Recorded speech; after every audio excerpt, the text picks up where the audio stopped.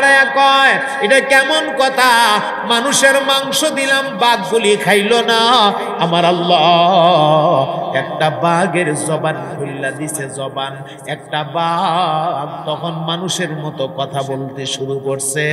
একটা বাঘ ডাক দিয়া কয়, আরে জালেম দুরজানা, তুই যদিও আল্লাহরে চিনতে পারস নাই, আমরা কিন্তু আল্লাহরে চিনতে ভুল করি নাই।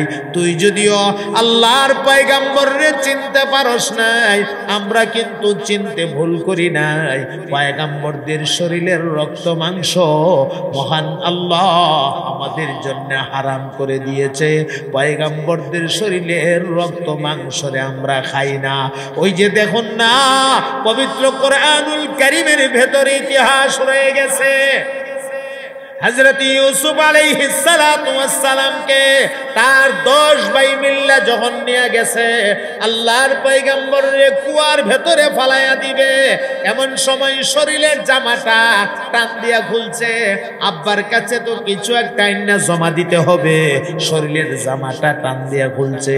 ছোট্ট ভাই ইউসুফ রে সবাই মিল্লা কুয়ার ভেতরে ফালাইয়া দিছে। ইউসুফ হাতে ধরে পায়ে ধরে, কেউ কোনো কথা শুনলো না।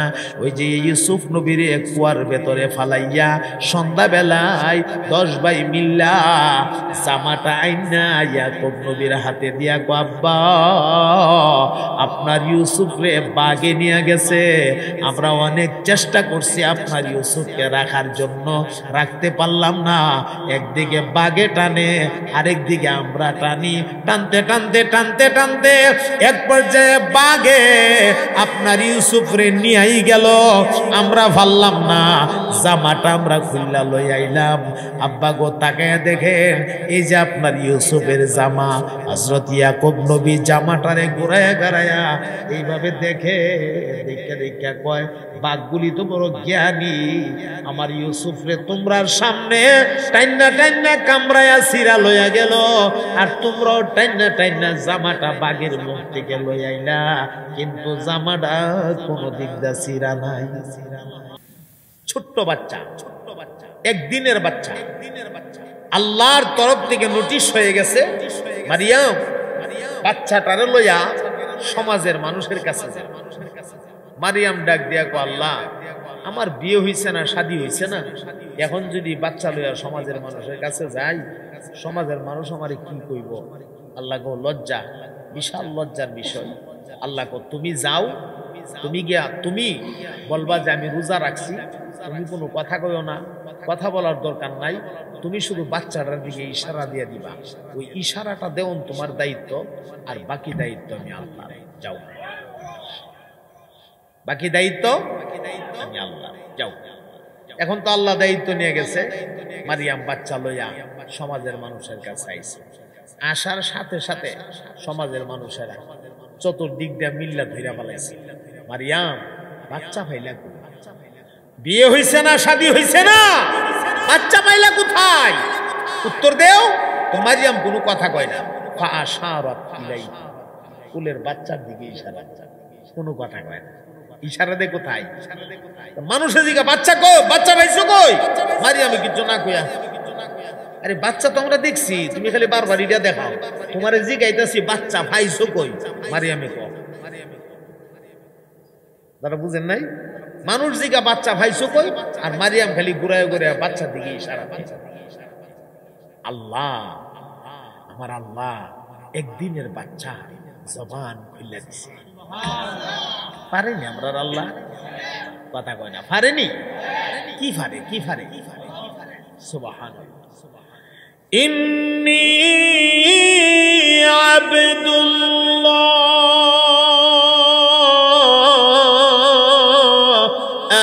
আতানিয়াল কিতাব ওয়া জাআলনি নবিয়্যা।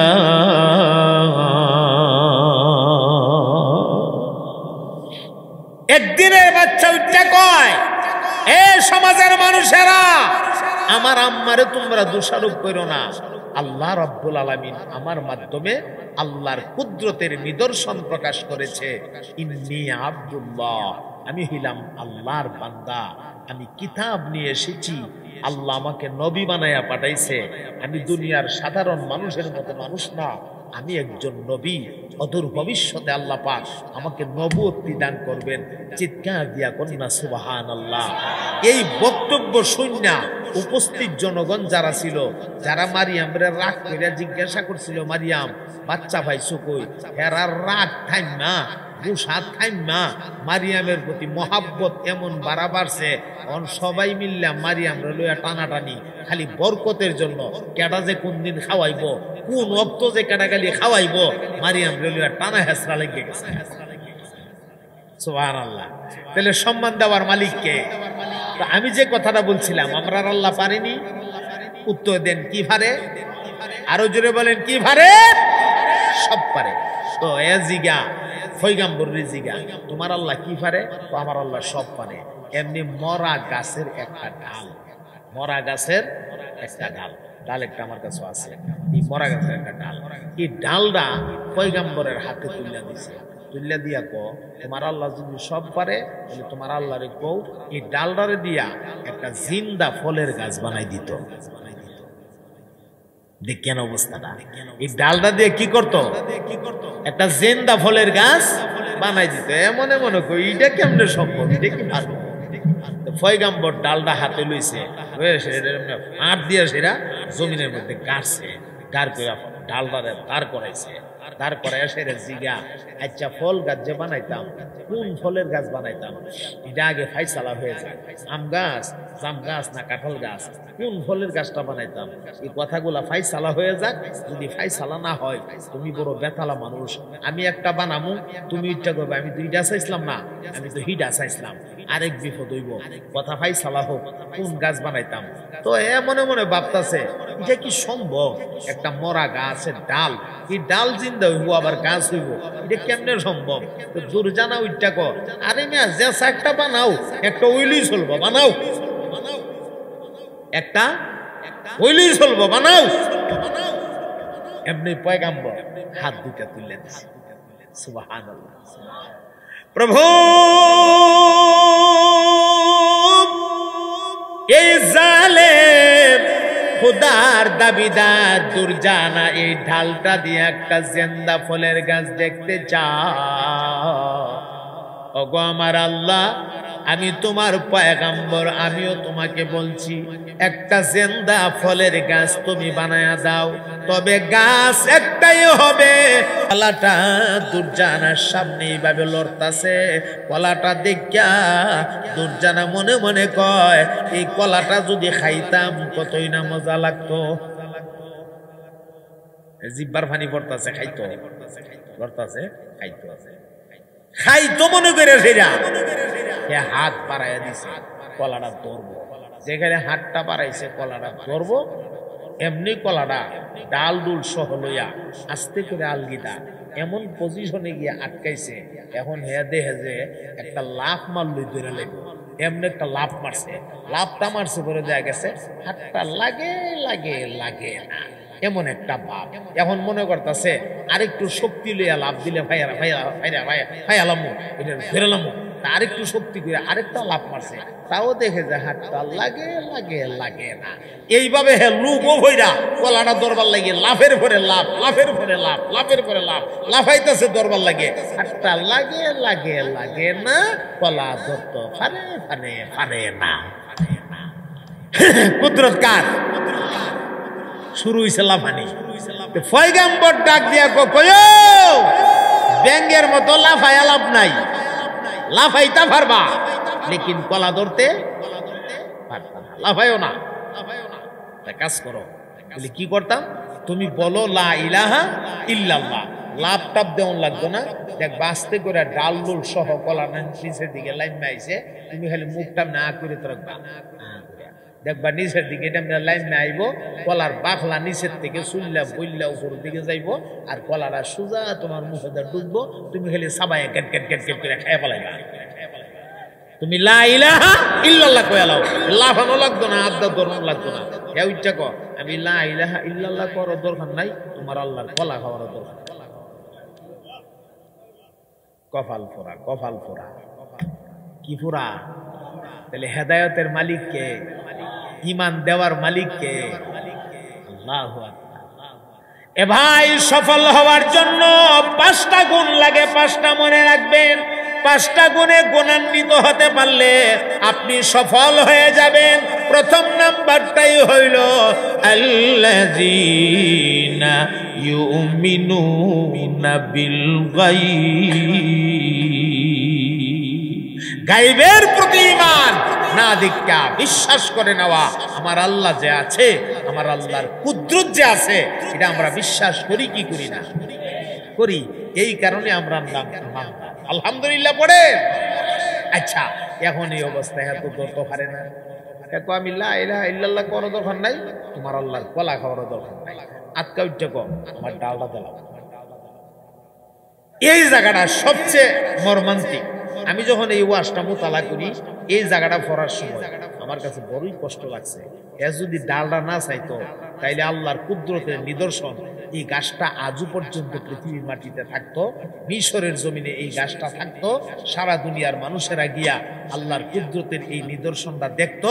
সম্ভব হইলে 1-2টা ফল ভাইরে আইন না পরিবারের মানুষদেরকে লইয়া খাইতো। এখন হে ডাল সাউনে, ডাল তো দেওয়ান লাগে, পয়গম্বর গাছটা মধ্যে হাত লাগে আর রে ডাল হয়ে জিজ্ঞা, যে খালি কইছে ডাল হয়ে জিজ্ঞা, এমনি তিনটা ডাল হয়ে গেছে গা। পয়গম্বর কোনে তোর ডাল লইয়া তুই যা, এ ডাল আতলে ডাল লইয়া বুঝি যাইতা। তুমি এই জাতের অলৌকিক ঘটনা যদি মানুষরে দেখাও, তাহলে জনসাধারণ দলে দলে তোমার ধর্ম গ্রহণ করবে, আর আমার খুদাগিরির 12টা বাজবে। তুমি কেউ ডাল লইয়া যাইতাম গা, এত সোজা না। এই শুরু হয়ে গেল ইমানের পরীক্ষা,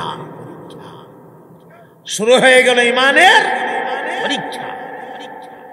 এই জন্য একজন ইমানদার ইমান নামক দৌলত যার কাছে আছে, একজন ইমানদার সে তার জান দিতে পারে, জীবন দিতে পারে, লেকিন একটা মুহূর্তের জন্য ইমানকে ছাড়তে পারে না। আমার ভাই গো, ওই জালেম দুজানা জল্লাদদের প্রতি নোটিশ করে দিছে, ওরে জল্লাদেরা, সামনের ওই পাহাড়টার মধ্যে তোমরা তাকে নিয়ে যাও। পাহাড়ে নিয়ে সেখানে বিরাট একটা ডেক বসাইয়া, এই ডেকের মধ্যে তৈলগুলিরে তোমরা জাল দিয়া গরম করবা। তৈল যখন বুগলা উঠবে, ফাঁক উঠবে, তখন তোমরা এই গরম তেলের মাঝখানে ডেকটার ভেতরে তোমরা জার্জিসকে রাখিয়া দিবা। রাখিয়া দেওয়ার পরে শেষ না, তারপরে একটা ঢাকনা দিয়া ঢাকবা, উপরে একটা পাথর দিয়া চাপ দিয়া রাখবা, যেন লাভ দিয়া উঠতে না পারে। নিচে জাল দিতে থাকবা। 1 দিন 2 দিন না, 1 সপ্তাহ 60টা দিন পর্যন্ত তোমরা জাল লাগাইবা। কয়দিন? দুর্জানার চিন্তাধারা হইল, রক্ত মাংস তো তেলের সাথে মিশা যাবেই, হাড্ডিগুলিও যেন একাকার মেশাকার হয়ে যাক, হাড্ডিগুলি যেন পর্যন্ত গল্লা এর ভরে তেলের সাথে মিশা যা। এই হলো দুর্জানার চিন্তাধারা। আমার মুহতারাম ভাইয়েরা, আল্লাহ পাকের কুদরত বোঝা যায় না। ওরা সেখানে বিরাট একটা ডেগের মধ্যে তৈল গরম কইরা আল্লাহর পয়গম্বরকে গরম ডেগের কাছে নিছে। তৈলটা বুগলা উঠতাছে, বুগলা ফাগ উঠতাছে। পয়গম্বর রে গরম তেলের সামনে নিয়ে দাঁড় করাইছে। ডাক দিয়া কো, জার্জিস রে, এখনো সময় আছে, আমাদের দুর্জানারে তুমি রব মাইনা ফেলো বাঁচতে যদি চাও, আর যদি না মানো এই মুহূর্তে তোমাকে দুনিয়ার থেকে বিদায় করে দেওয়া হবে, গরম তেলের ভেতরে তোমাকে নিক্ষেপ করা হবে। আল্লাহর পয়গম্বর ঈমানি শক্তিতে ভলসিয়ান হইয়া পয়গম্বর তখন ডাক দিয়া কয়, আরে জল্লাদেরা, তোমাদের কাজ তোমরা করো। তোমরা কি মনে করেছো সামান্য একটু গরম তেলের ভয় দেখাইলে আমি আমার ঈমান ছাইরা দেব, আমি আমার আল্লাহকে ছাইরা দেব? না না না, আমি আমার মহান আল্লাহরে কত ভালোবাসি তোমরা জানো না। এই গরম তেলে চাপ দিয়া পড়লে যদি আমার আল্লাহ খুশি হই গো, আমার আল্লাহরে খুশি করার জন্য আমি গরম তেলটার মধ্যে জাপ দিয়া পড়ব।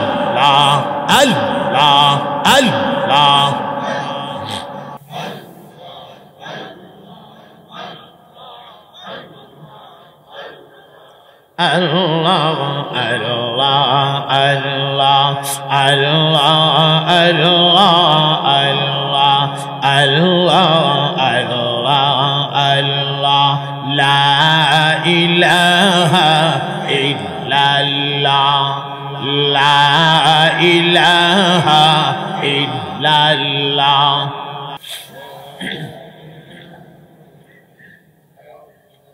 লা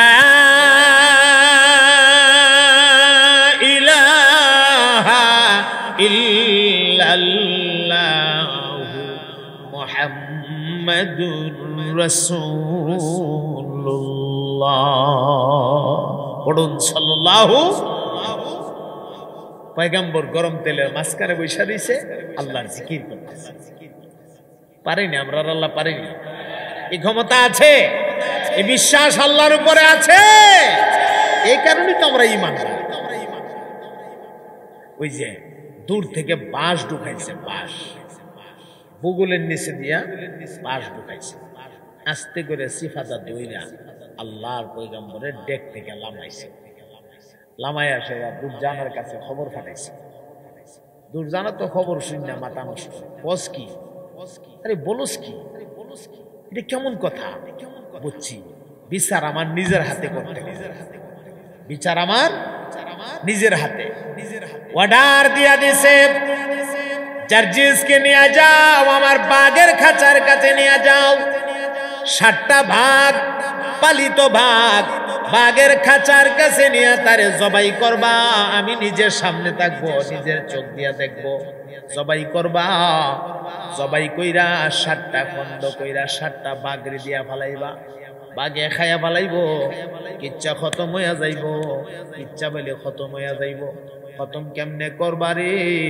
আমার আল্লাহ যদি কিচ্ছা খতম না করে, দুনিয়ার কোন শক্তি কিচ্ছা খতম করতে পারে না। কথা বলেন ঠিক কিনা? কিচ্ছা খতম করার মালিক কে? আল্লাহ যদি বাঁচাইয়া রাখতে চা, দুনিয়ার কোন শক্তি ধ্বংস করার ক্ষমতা নাই। আর আল্লাহ যদি বাঁচাইয়া রাখতে চা না, দুনিয়ার কোন শক্তি বাঁচাইয়া রাখার ক্ষমতা নাই। ইচ্ছা খতম করে বললাম, বাঘের কাছে লইয়া, বাঘের কাছে লইয়া গেছে। আল্লাহর পয়গম্বরের জোর কইরা শুয়াইয়া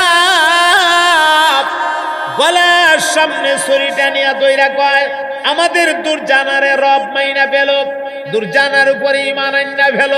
বাঁচতে যদি চাও, আর না হয় ঘটনা তো বুঝো এখন কি করা হবে। পয়গম্বর ডাক দিয়া কয়, ঈমান যা আনার তো আনছি ওই, যার প্রতি ঈমান আনার তো ঈমান আনছি ওই। তোমরার কাজ তোমরা করো, আমার মালিকের কাজ আমার মালিকে করবে। তোমরার কাজ তোমরা করো। পয়গম্বরের গলায় ছুরিটা চাপ দিয়া লাগাইয়া আল্লাহর পয়গম্বরের মাথাটা গর্দান থেকে একদম আলাদা কইরা ফেলছে। গর্দান থেকে মাথা আলাদা কইরা পুরা দেহটারে 7টা খণ্ড কইরা 7টা বাঘের খাঁচার ভিতরে দিয়া ওরা কি আনন্দ, বাঘে খাইব, বাঘের পেটে হজম হয়ে যাইব, বাঘে লেদায়া দিব, ইচ্ছা খতম হয়ে যাইব। কি খুশি, সবাই বাড়িতে চলে আসছে। পরের দিন দায়িত্বশীলরা বাঘের জন্য খাবার দাবার লইয়া গেছে। গিয়া তাকায়া দেখে গো, এই বাঘগুলা আল্লাহর পয়গম্বরের শরীরের মাংসের টুকরাগুলিকে খাবে তো দূরের কথা, না জানি কত কষ্ট কইরা তারা তাদের গর্দানের উপর উঠাইছে, তাদের ঘাড়ের উপর উঠাইছে। ঘাড়ের মধ্যে লইয়া সবগুলি ভাগ দাঁড়ায়া দাঁড়ায়া বিনায়া বিনায়া কাঁদতেছে। এই সংবাদটা দুরজানার কাছে পাঠানো হয়েছে। দুরজানা দল বল লস্কর লয়ে আসছে দেখার জন্যে। আইসা দেখে ঘটনা তো বাস্তব, বাঘে তো খায় না, দাঁড়ায়া দাঁড়ায়া কান্দে। দুরজানা দাঁড়ায়া দাঁড়ায়া কয় এটা কেমন কথা, মানুষের মাংস দিলাম বাঘগুলি খাইলো না। আমার আল্লাহ একটা বাঘের জবান খুললা দিছে, জবান। একটা বাঘ তখন মানুষের মতো কথা বলতে শুরু করছে। একটা বাঘ ডাক দিয়া কয়, আরে জালেম দুরজানা, তুই যদিও আল্লাহরে চিনতে পারস নাই, আমরা কিন্তু আল্লাহরে চিনতে ভুল করি নাই। তুই যদিও আল্লাহর পয়গম্বররে চিনতে পারস নাই, আমরা কিন্তু চিনতে ভুল করি নাই। পয়গম্বরদের শরীরের রক্ত মাংস মহান আল্লাহ আমাদের জন্য হারাম করে দিয়েছে। পয়গম্বরদের শরীরের রক্ত মাংসরে আমরা খাই না। ওই যে দেখুন না, পবিত্র কোরআনুল কারীমের ভেতরে ইতিহাস রয়ে গেছে। হযরত ইউসুফ আলাইহিস সালাতু ওয়াস সালামকে তার 10 ভাই মিল্লা যখন নিয়ে গেছে আল্লাহর পয়গম্বরের কুয়ার ভেতরে ফালাইয়া দিবে, এমন সময় শরীরের জামাটা টান দিয়া খুলছে। আব্বার কাছে তো কিছু একটা আইনা জমা দিতে হবে, শরীরের জামাটা টান দিয়া খুলছে। ছোট্ট ভাই ইউসুফ রে সবাই মিল্লা কুয়ার ভেতরে ফালাইয়া দিছে। ইউসুফ হাতে ধরে পায়ে ধরে, কেউ কোনো কথা শুনল না। ওই যে ইউসুফ নবীর কুয়ার ভেতরে ফালাইয়া সন্ধ্যাবেলায় 10 ভাই মিল্লা জামাটা আইনা ইয়াকুব নবীর হাতে দিয়া গো, আব্বা আপনার ইউসুফ রে বাগে নিয়ে গেছে, আমরা অনেক চেষ্টা করছি আপনার ইউসুফকে রাখার জন্য, রাখতে পারলাম না। একদিকে বাগে টানে, আরেক দিকে আমরা টানি, টানতে টানতে টানতে টানতে এক পর্যায়ে বাগে আপনার ইউসুফ রে নিয়েই গেল, আমরা পারলাম না। জামাটা আমরা খুললা লই আইলাম। আব্বা গো তাকায় দেখেন, এই যে আপনার ইউসুফের জামা। হযরত ইয়াকুব নবী জামাটারে ঘুরায়া গাড়ায়া এইভাবে দেখে, দেখে দেখে কয়, বাঘগুলি তো বড় জ্ঞানী, আমার ইউসুফ রে তোমরার সামনে টাইনা টাইনা কামড়ায়া সিরা লইয়া গেল, আর তোমরাও টাইনা টাইনা জামাটা বাঘের মুখ থেকে লই আইলা, কিন্তু জামাটা কোনো দিক দা সিরা নাই। জামাটা কোনো দিক দা সিরা নাই। বাঘ তো বড় জ্ঞানী, কেমনে নিল আর তোমরা কেমনে আনলা? একটু ছিল না? পয়গম্বর বুঝবার বাকি আছে। ঘটনাটা কি হয়েছে? আল্লাহর পয়গম্বর ওই যে পাহাড়ের টিলায় দাঁড়াইয়া বাঘদেরকে ডাক দিলেন, রে বাঘেরা আয় আয় আমার কাছে আয়। সবগুলি বাঘ পয়গম্বরের দরবারে হাজিরা দিছে। পয়গম্বর নেকড়েদের সামনে ঘোষণা দিলেন, ওরে নেকড়ের দলেরা, এ ভাগের দলেরা, তোরা কি আমার পয়গম্বর রে খাইছস নাকি? আমার ইউসুফ রে তোরা খাইছস নাকি? সবগুলি বাঘ জবাব দিয়েছে, না না না, আপনার ইউসুফ রে আমরা খাই নাই। খাবো তো দূরের কথা, আপনার ইউসুফ রে যদি আমরা পাইতাম, আমরা বাঘেরা আপনার ইউসুফ রে সালাম জানাইতাম, কারণ ইউসুফ আপনার পরে নবী, আমরা নবীদের শরীরের রক্ত মাংস রে খাই না, আল্লাহ রাব্বুল আলামিন আমাদের জন্য হারাম করে দিয়েছে। আমার মুহতারাম ভাইরা, এখানেও সেম ঘটনা। বাঘগুলি ডাক দিয়া কয়, ওরে দুরজানা, আমরা পয়গম্বরদের শরীরের রক্ত মাংস খাই না, আল্লাহ রাব্বুল আলামিন আমাদের জন্য হারাম করে দিয়েছে। এমন সময় আমার আল্লাহ তার কুদরতের নিদর্শন প্রকাশ করে ফেলছে। কুদরতের নিদর্শন, আমার আল্লাহ ডাক মারছে, ওরে জারজিস, আগের মতো তুমি জিন্দা হয়ে যাও, জিন্দা। আল্লাহু আকবার বলেন, আল্লাহু আকবার। যেই মাত্র আমার মহান আল্লাহ তার পয়গম্বর রে বললেন জিন্দা হয়ে যাও, 7টা বাঘের কাঁধ থেকে 7টা টুকরা মুহূর্তের মধ্যে জমা হইয়া আল্লাহর পয়গম্বর জিন্দা হইয়া দাঁড়ায়া গেছে। পয়গম্বর জিন্দা হইয়া দাঁড়ায়া কয়, কুলু লা ইলাহা ইল্লা ইল্লাল্লাহু তুফলিহুন। এখনো সময় আছে, তুমি বলো লা ইলাহা ইল্লাল্লাহ, তবে তুমি সফল হইয়া যাইবা। এমন সময় আমার ভাই গো দুর্জানার ডাক দিয়া কয়, না না না, আমি তো নিজে একজন খোদা, যতই অলৌকিক ঘটনা তুমি দেখাও তোমার খোদারে আমি মানতে রাজি না। কফালপুরা এইভাবে আল্লাহ পাক 7 বার আল্লাহর পয়গম্বররে শহীদ করা হয়েছিল। 7টা পদ্ধতিতে আল্লাহ পাক 7 বারই আল্লাহর পয়গম্বররে জিন্দা করে দিয়েছে। সুবহানাল্লাহ। এজন্য মুহতারাম ভাইও, ঈমান বড় দামি একটা দৌলত। ঈমানদারের জান যাইতে পারে, লেকিন ঈমান ছাড়তে পারে না। আর ঈমান এটা আল্লাহ প্রদত্ত দেওয়া নিয়ামত। এই নিয়ামত ইচ্ছা কইরা পাওয়া যায় না। আবু জাহাল, আবু লাহাব, উতবা, শাইবা, ওয়ালিদ ইবনে মুগীরারা আমার নবীর কাছে থাইকাও ঈমানদার হতে পারলো না, অথচ হাবশী গোলাম বেলাল কালিমা পড়ে মুসলমান হইল, নিজের জীবন ধন্য হইল। এমন ধন্য হইছে গো, বেলাল আজান না দিলে আমার আল্লাহ আসমানের সূর্যটারে আটকাইয়া দিছে। আমার মুহতারাম ভাইয়ারা, ফারস্য দেশের ওই যে সালমান ফার্সির কথা শোনাইলাম, কালিমা পড়ে মুসলমান হয়ে গেল, ঈমানদার হয়ে গেল। এজন্য ঈমান বড় দামি একটা দৌলত। ঈমান দামি একটা দৌলত। আল্লাহ পাক দয়া করে আমাকে আপনাকে দান করছেন। ঈমানের আওয়াজে জবাব দিবেন, আপনারা খুশি না বেজার? সফল হওয়ার জন্য 5 জিনিস লাগে। 5 জিনিসের প্রথম জিনিসটাই হইল ঈমান লাগে। ঈমান যার নাই সে কখনো সফল না। যার ঈমান আছে কেবলমাত্র এই ব্যক্তি সফল। ঈমান যার নাই এই ব্যক্তি কোনো অবস্থাতেই সফল হতে পারে না। ঈমান না থাকার কারণে ফেরাউনের 1 পয়সার কোনো দাম আল্লাহর কাছে নাই। ঈমান না থাকার কারণে নমরুদের কোনো দাম আল্লাহর কাছে নাই। ঈমান না থাকার কারণে সাদ্দাদের কোনো দাম আল্লাহর কাছে নাই। ঈমান না থাকার কারণে কারুনের কোনো দাম আল্লাহর কাছে নাই। হামানের কোনো দাম আল্লাহর কাছে নাই। আবু জাহালের কোনো দাম আল্লাহর কাছে নাই। আবু লাহাবের কোনো দাম আল্লাহর কাছে নাই। উতবা সাহেবের কোনো দাম আল্লাহর কাছে নাই। আর কাছাক গ্রামে বসবাস করে, রিক্সা চালায়া বাদ খা, ব্যান ঠেল্লা বাদ খা, ঈমান নামক দৌলত আছে, এই মানুষটার দাম আল্লাহর কাছে আছে। এজন্য সফল হওয়ার জন্য গুণ লাগে 5টা।